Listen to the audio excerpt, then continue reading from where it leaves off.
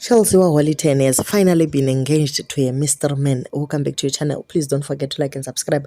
Aiwaka izvi zvakaitika kuDubai, United Arab Emirates. Akati hapana asina wake.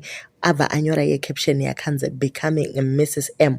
Aiwaka guys, izvi zvinofadza izvi. Anga anzwa mwana nekuramba achingodadirwa naHolyten recently akanyora Chelsea achiedza kuricha out kuti pave nehelp pamwana. Holyten akati iwe shamwari dei wagona kusiyana neni nemudzimai wangu ndinowisha kuti dei hako wafa nekuti wazondinyanyira haudi akuona vanhu vari happy. Saka iko zvino angoti aiwaka heyo happiness yangu ndawana murume wangu. So ticharamba chikupai kuti mystery man uyu ndiani pangoburitswa maoko nevidhiyo yataisa apo yekutanga vachipfekedzana maringi zvakangonaka.